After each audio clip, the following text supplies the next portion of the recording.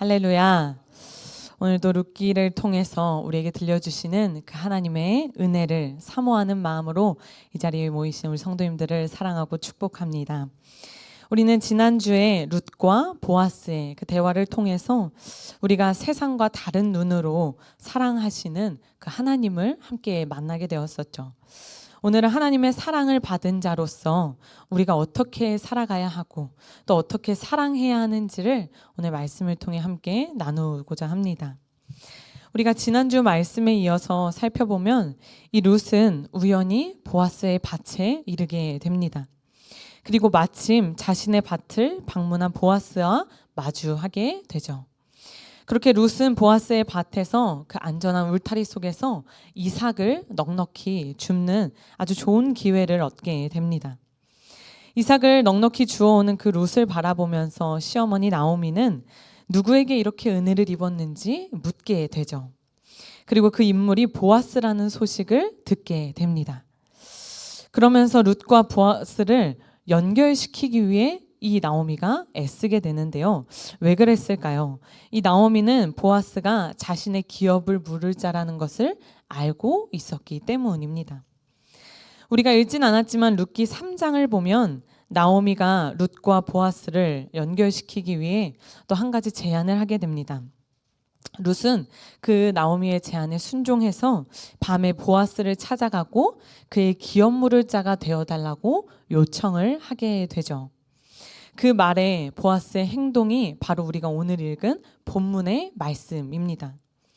우리는 오늘 본문의 보아스의 모습을 통해서 우리가 신앙인으로서 또 그리스도인으로서 갖춰야 할 태도를 깨닫게 되는데요. 오늘 그 이야기로 함께 나아가 보려고 합니다. 보아스는 룻의 요청을 듣고 나서 곧바로 자신이 기업을 무르겠다라고 이야기하지 않았습니다. 보아스는 자신보다 먼저 선택권이 있는 사람이 있다는 사실을 이 룻에게 알립니다. 그러자 룻과 나오미는 보아스가 취할 행동을 믿고 기다리게 됩니다. 룻기 3장 마지막 절 18절을 보면 이렇게 이야기합니다. 이에 시어머니가 이르되 내 딸아 이 사건이 어떻게 될지 알기까지 앉아 있으라. 이 사람이 오늘 이 일을 성취하기 전에는 쉬지 아니하리라 하니라. 아멘. 이 나오미는 보아스가 어떻게 행동할지를 분명히 알고 있었습니다. 그래서 믿고 기다렸죠. 나오미는 보아스가 율법대로 그리고 지혜롭게 이 일을 잘 해결할 것이라고 믿었습니다. 그런데 보아스가 어떻게 행동을 하나요? 이 나오미의 예상대로 이 일을 잘 진행을 하나요? 아니면은 두려워서 주저앉고 포기하게 되나요? 첫 번째이죠. 오늘 함께 읽은 본문 말씀 1절을 보면 그가 성문에 올라갔다고 성경은 이야기하고 있습니다. 보아스는 이 룻의 요청에 지체하지 않고 성문으로 올라가게 됩니다. 이 당시 성문으로 올라간다는 것은 공적인 재판을 여는 것을 의미합니다. 당시 이스라엘 사회에서 성문은 장로들의 모임을 가지고 중요한 결정을 내리는 곳이었어요. 그래서 기업을 물어달라는 이 룻의 요청에 보아스는 지체하지 않고 곧바로 이 일을 해결하기 위해 성문으로 올라가게 됩니다. 구약시대의 장로는 두 가지 중요한 일을 맡았는데 하나는 지도하는 일이고 하나는 재판하는 일이었습니다. 보아스가 성문에 올라간 이유는 장로들의 판결을 기다리고 기대했던 것이죠. 어떤 판결인가요? 기업을 무르는 자에 대한 판결입니다. 우리가 룻기를 살펴보면 기업이라는 단어가 자주 등장을 하는 것을 보게 되는데요. 자주 등장하는 것을 넘어서 이 기업을 무르는 것을 중심으로 이 이야기가 흘러가는 것을 우리는 보게 됩니다. 기업을 무르는 것이 그렇다면 왜 이렇게 중요한 것일까요? 누가 그 기업을 물려받는 것이 왜 당시에 중요했던 것일까? 당시 이스라엘 사람들에게 있어서 이 가나안 땅은 하나님의 소유였습니다. 그 땅은 하나님께서 아브라함에게 주신 그 언약의 기초에서 이스라엘 백성들에게 주신 땅이었기 때문에 이 땅을 서로 사고 팔면서 누군가의 소유로 독점할 수가 없었습니다. 만일 어떤 사람이 땅을 팔면 그 가까운 친족이 다시 그 땅을 사와야 했던 거죠. 그래서 이스라엘 백성들은 그 땅을 영구적으로 누군가에게 팔거나 그러지 못했습니다. 여기서 나온 제도가 바로 기업을 무르는 자에 대한 제도입니다. 이렇게 하나님의 특별한 소유임을, 그리고 하나님의 자녀임을 이 당시 이스라엘 백성들의 이 제도를 통해서 우리는 보게 됩니다. 당시에 기업을 무른다는 것은 단순히 땅을 누가 차지하느냐 마느냐의 문제가 아니었습니다. 그것을 넘어서 하나님의 기업을 이어간다는 영적인 의미를 담고 있는 것이었던 거죠. 그리고 이를 보아스는 분명하게 알고 있었습니다. 하나님의 자녀로서 기업을 무른다는 사실이 얼마나 큰 축복의 자리인지를 이 보아스는 분명히 알고 있었던 것이죠. 그래서 적극적으로 그 기업을 무를 자가 되기 위해서 이 보아스는 애를 쓰는 것을 보게 됩니다. 오늘 우리는 보아스의 모습을 통해서 기업을 무르는 자로, 또 하나님의 그 크신 축복을 받기 위해서 우리가 어떻게 움직여야 하는지를 보게 되는데요. 그런데 이 보아스의 모습을 통해서 우리의 모습을 돌아보게 됩니다. 우리의 모습은 어떠한가요? 우리는 세상 속에서 성공하기 위해서, 세상의 복을 얻기 위해서 우리는 치열하게 움직이곤 합니다. 우리의 본능인 것 같아요. 우리가 초등학교 때는 학교에서 운동회를 하잖아요. 그럴 때 달리기 할 때도 정말 치열하게 그 상을 얻기 위해 우린 치열하게 달리기를 합니다. 그리고 또 우리가 입시를 앞두고서도 또 그 학업 가운데 최선을 다해 몰두하게 되죠. 거기서 끝이 아닙니다. 우리가 회사에 들어가서도 계속해서 또 위로 올라가기 위해 우리는 계속된 또 경쟁의 그 사회에서 애를 쓰게 됩니다. 이것이 세상의 복을 얻기 위한 우리의 치열함입니다. 그런데 하나님께서 주시는 축복을 받기 위해 우리는 얼마나 치열하게 살아가고 있느냐 하는 것입니다. 세상이 주는 복보다 더 큰 하나님의 축복을 받기 위해서, 하나님의 기업을 무르는 자가 되기 위해서 우리는 얼마나 적극적으로 우리의 것을 아끼지 않고 움직이고 있느냐 하는 것이죠.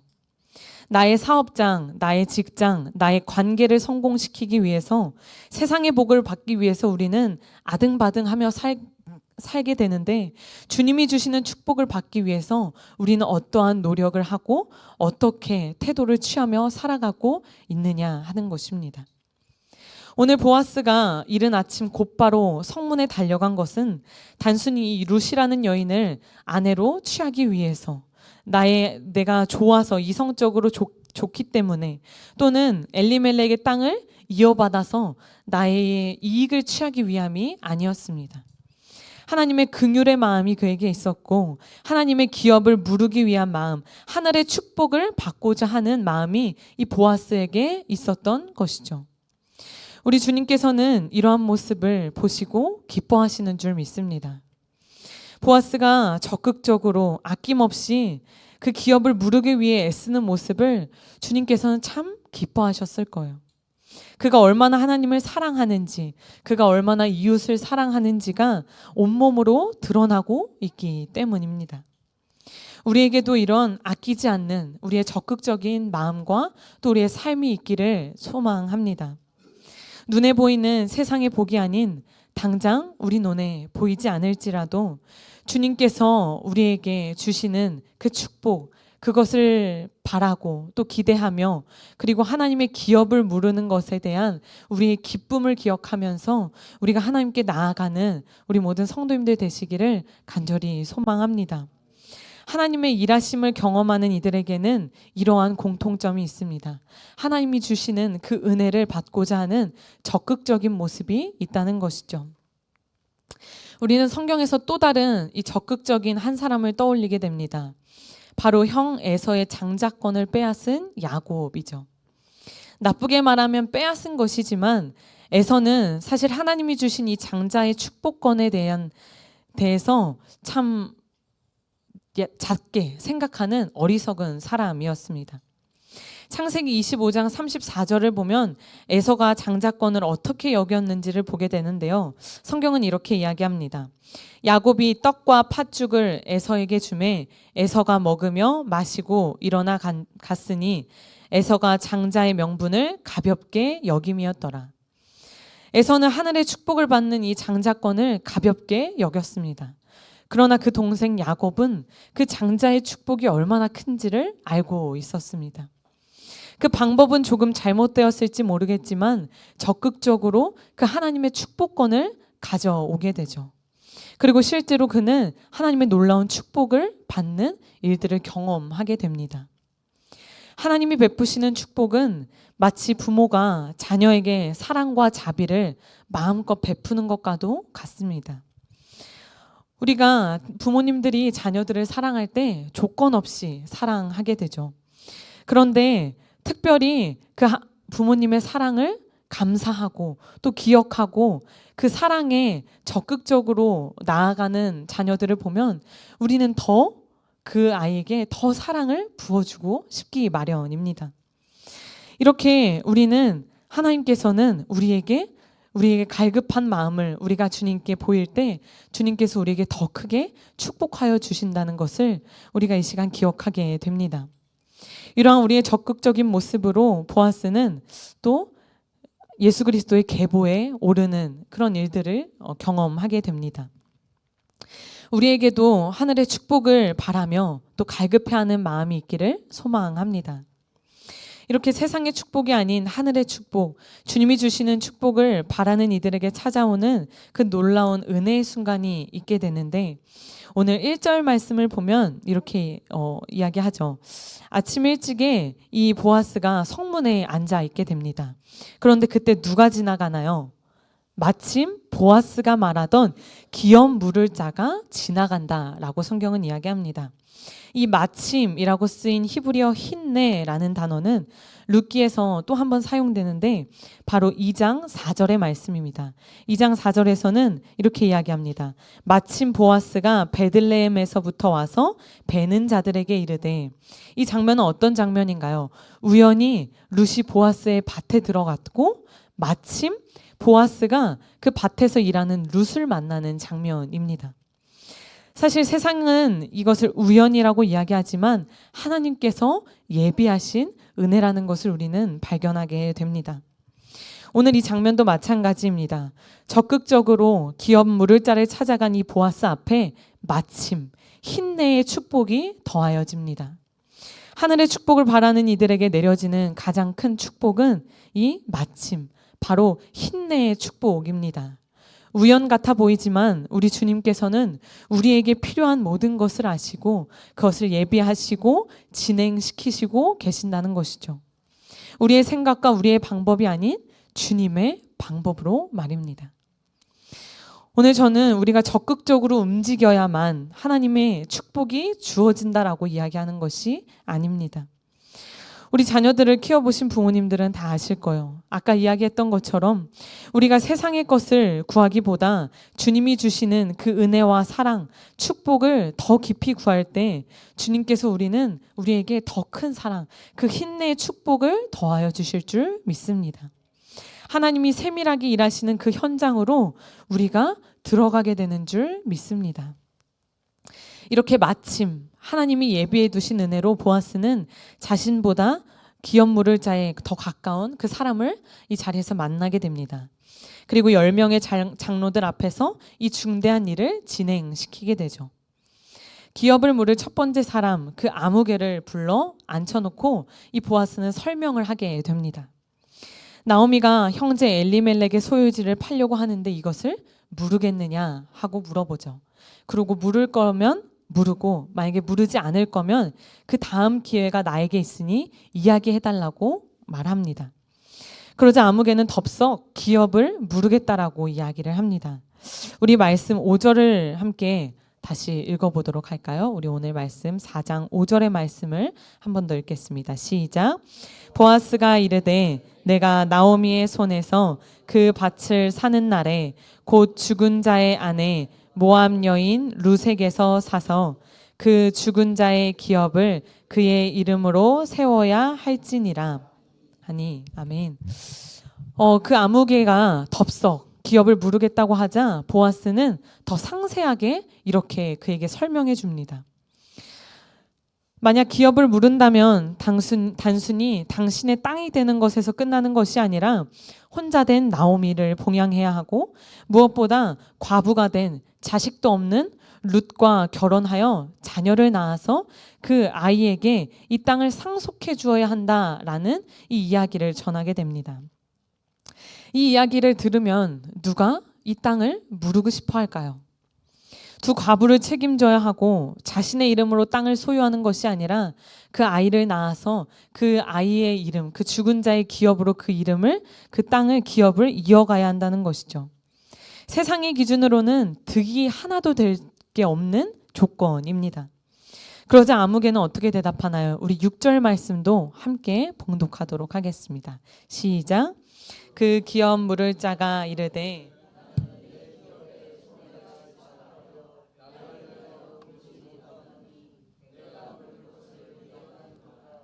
나는 무르지 못하겠노라 하는지라.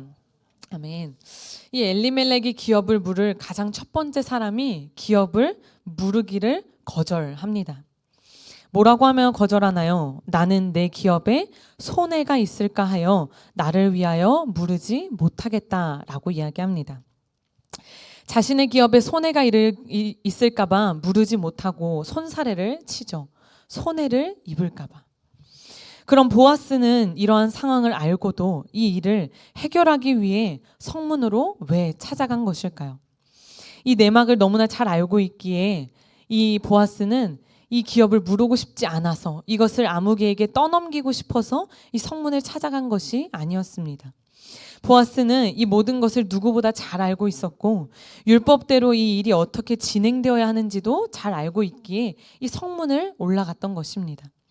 심지어 이삭을 줍기 위해 이삭 줍기를 베풀 수 있는 땅이 있을 정도로 영향력 있고 아쉬울 것이 하나도 없는 사람이었죠.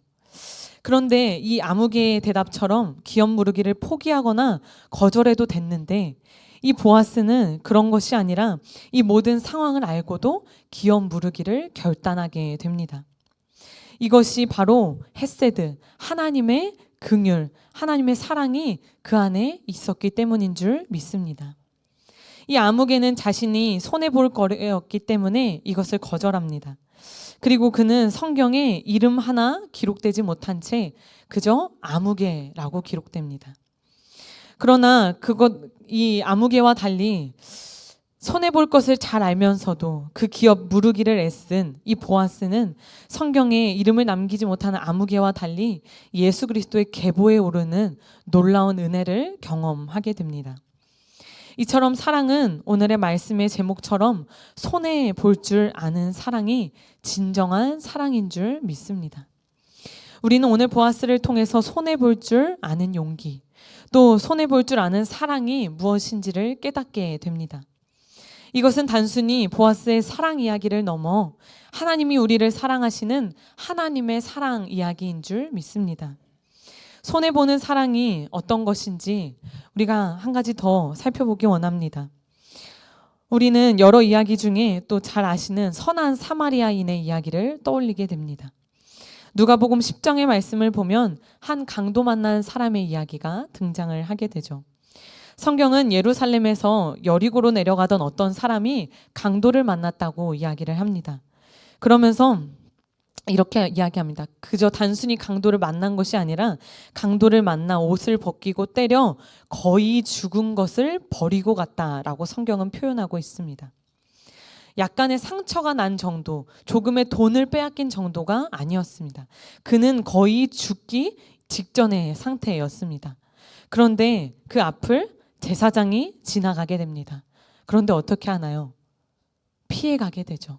또 다음으로 레위인이 지나가게 됩니다. 어떻게 하나요? 또 피해가게 됩니다. 이들은 율법적 부정함이나 자신의 시간적, 물질적 피해를 계산하며 도망쳤습니다. 이 피한다고 표현된 히브리어 원어를 보면 가까이 가다의 부정어를 사용하고 있는데, 즉 가까이 가지 않고 멀리 돌아갔다라는 것이죠. 그런데 이와 반대의 행동을 한 사람이 있었습니다. 바로 선한 사마리아인이죠. 그는 강도 만나서 거의 죽어가는 그 사람을 보고 성경을 보면 가까이 그에게 갔다고 이야기합니다. 손해보는 사랑의 실천은 가까이 가는 것에서부터 시작되는 줄 믿습니다. 가까이 가고 싶지 않은 사람, 가까이 가고 싶지 않은 상황들을 우리는 참 많이 마주하게 됩니다. 그러나 하나님의 사랑은 그곳에 먼저 가까이 가는 것에서부터 시작되는 줄 믿습니다. 그 사마리아인은 가까이 간 것에서 끝난 것이 아니라, 살피는 것에서 끝난 것이 아니라 자신의 기름과 포도주를 내어주고 또 주막으로 데려가 자신의 돈을 지불하면서까지 그를 돌보게 됩니다. 사마리아인은 강도 만난 자를 살피느라 시간적 손해, 물질적 손해, 금전적 손해를 모두 보았습니다. 혹시 모를 강도의 위협까지도 감수했습니다. 이 선한 사마리아인이 강도 만난 자에게 가까이 다가가고 손해를 선택한 것처럼 오늘 말씀의 보아스도 룻에게 가까이 다가갔습니다. 자신의 밭에서 이삭을 줍는 여인을 전혀 신경 쓰지 않아도 되는데 자신의 신분을 낮추고 자신의 시선을 낮춰 그 여인에게 먼저 다가갔다는 것이죠. 그리고 손해보는 일을 선택했습니다. 성경이 말하는 진짜 사랑은 계산기를 두드리는 것이 아닙니다. 내가 손해보면 어떡하지? 염려하고 걱정하는 사랑이 아닙니다. 앞서 말한 것처럼 부모가 자식을 위해 아끼지 않는 것처럼 손해보기를 결단하는 일이 바로 오늘 성경이 말하는 사랑입니다. 사랑하는 일이 어떻게 손해보지 않을 수 있습니까? 우리 성도님들께서도 결혼하실 때 내가 이 사람과 결혼하면 손해보지 않겠다 라고 선택하지 않으셨을 거잖아요. 그렇죠? 손해보기를 결단하는 그 선택. 우리의 삶에 손해보는 일이 참 많습니다. 그러나 사랑은 손해보기를 결단하는 일입니다. 가장 위대한 손해는 바로 예수 그리스도의 십자가입니다. 가장 부유하신 분이 가장 가난한 자리로 오셨고 생명 자체이신 분이 우리를 위해 죽음을 선택하셨다는 것이죠. 하나님의 입장에서 십자가는 지독한 손해였습니다. 죄인인 우리를 살리기 위해 하나뿐인 아들을 내어주는 일은 그 손익을 따져서는 도저히 이해할 수 없는 일이죠. 그러나 주님 우리를 너무나 사랑하셨기에 기꺼이 그 손해를 감당하셨고 그 용기 있는 사랑 덕분에 오늘 우리가 이 자리에 서 있는 줄 믿습니다. 주님이 우리에게 보이신 그 손해볼 줄 아는 사랑을 기억하며 우리 또한 주님의 이름을 위해 손해보기를 결단하는 오늘 이 밤이 되기를 간절히 축복합니다. 말씀을 정리합니다. 우리는 오늘 말씀을 통해서 우리가 적극적으로 또 아낌없이 하나님의 마음에 또 하나님의 일하심에 동참해야 한다는 것을 또 깨닫게 됩니다. 그리고 더불어 손해볼 줄 아는 사랑을 주님께로부터 우리가 받았음을 기억하고 또 우리는 그 삶에서 그 사랑을 실천해야 한다는 것을 또 이 시간 기억하게 됩니다. 세상 속에서 내가 손해보지 않기 위해서 주님의 은혜의 손길을 알아채지 못하고 피했던 그 아무개의 삶이 아닌 주님의 이름을 높이기 위해 기꺼이 손해보기를 선택했던 이 보아스의 삶이 우리의 삶이 되기를 간절히 소망합니다. 이것이 룻기를 통해 주님께서 우리에게 하시는 말씀입니다. 우리는 3주에 걸쳐 이 룻기라는 아주 짧지만 또 강력한 이 사랑의 이야기를 함께 나누었습니다. 룻기를 관통하는 단어는 헤세드라는 단어입니다. 이 히브리어는 은혜, 자비, 긍휼이라는 의미를 가지고 있습니다. 룻이 나오미를 향해 헤세드를 베풀었고 또 나오미도 룻을 향해 베풀었고 보아스도 룻을 향해 이 헤세드의 마음을 베풀었던 것처럼 이것을 보면서 우리는 아름다운 하나님의 나라를 이루기 위해 서로 이 헤세드의 마음을 품어야 한다는 것을 보게 됩니다. 서로를 향한 긍휼의 마음, 자비의 마음, 은혜의 마음, 이 마음을 바라보며 살아갈 때 이 사사시대라는 이 삭막한 시대 속에서 룻기라는 사랑의 이야기가 펼쳐졌던 것처럼 우리에게도 이 헤세드의 마음이 있을 때 우리의 힘들고 어려운 상황이 하나님의 사랑의 이야기가 계속해서 흘러갈 줄 믿습니다. 우리의 인간적인 노력이 아닌 주님께서 우리에게 베푸신 그 은혜를 기억하며 우리 안에 헤세드의 사랑이 넘쳐나게 되기를 간절히 축복합니다.